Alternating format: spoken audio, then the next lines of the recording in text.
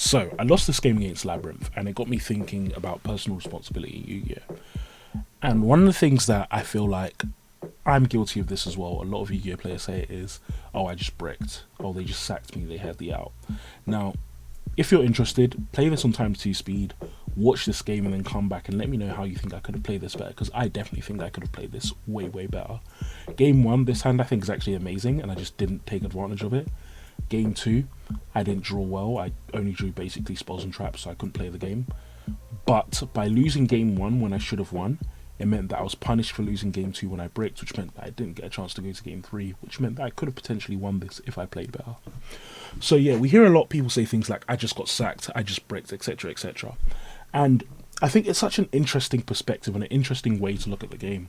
So I used to play League of Legends a lot. Like, I still very rarely play it. I play TFT more. But I used to play League of Legends. I used to be really into competitive. I used to play for a team. And when I played, I got coaching from a guy called Coach Curtis. Now, this guy is one of the most incredible coaches I've ever seen of any game. He's so, so good. And one of the things I really like is that he really emphasizes 2 things, which is the first being personal responsibility and the second being keeping a very, very kind of focused eye on the tiniest details and how they affect the game in a larger sense. So League of Legends, for those of you who don't know, it's a team game, 5 players on each team. You all pick a champion, which is like a character, a fighter or whatever.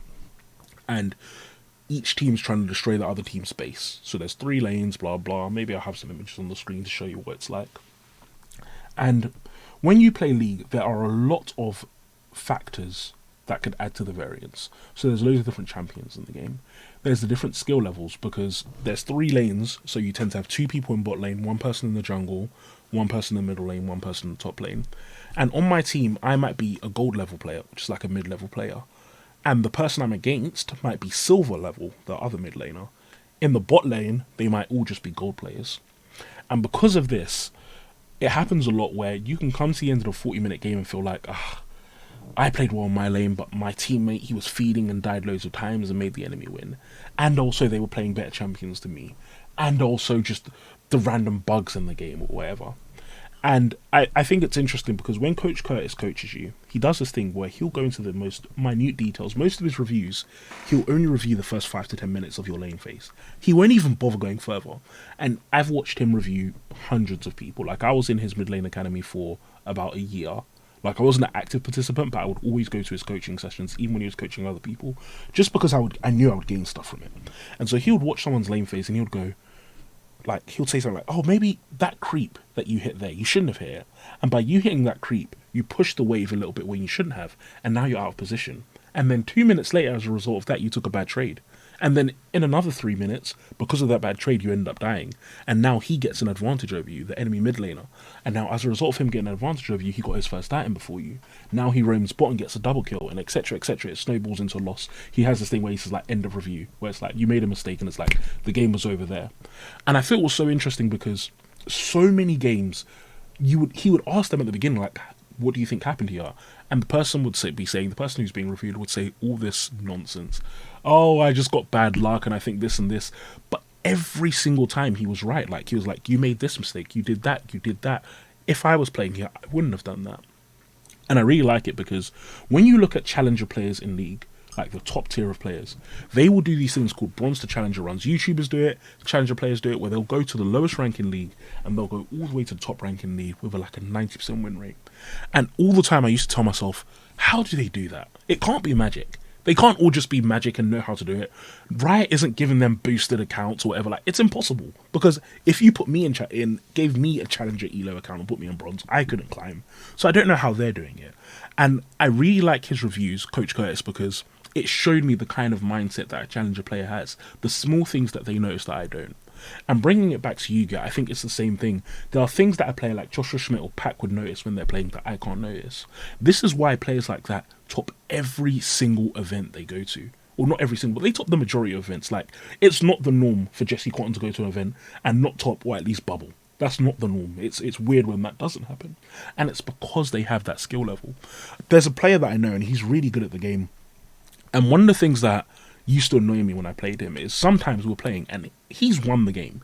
he has 3 or 4 cards in hand, full board. I have like 1 card on field that has used this negate, and he'll be thinking like, how do I OTK you just in case of this and blah. And it used to piss me off. I'd be like, what the heck, bro? You just won, just attack for game. But slowly I've started to realize like him doing that is actually part of why he's so good, because he's also a very good player. Because what he realized, which I didn't realize at the time, is that he's not trying to beat me. He's just always trying to do the most correct thing. And that he knows that if I was a slightly better player, he may not have gotten the win in that scenario. He may not get the win by just doing the obvious play. And so he's always trained himself to make the right decision, find the right decision, even when he's way, way ahead. And I think it's that kind of mindset that we need in Yu-Gi-Oh! And that a lot of people don't have. That mindset of personal responsibility and always doing the most optimal, ideal play. Always trying to get yourself better. How can I play this hand better? What is the best card for this event? How do I even side bet? I think having all of those things really, really has a huge effect on your ability to get better at the game. And so why did I make this video? I made this video because, as you guys know, I'm on a pretty big improvement journey in Yu-Gi-Oh! And I just think it's something that I know I'm going to be doing. I'm not going to say the community needs to do it. I'm sorry, the community can do whatever the heck it wants.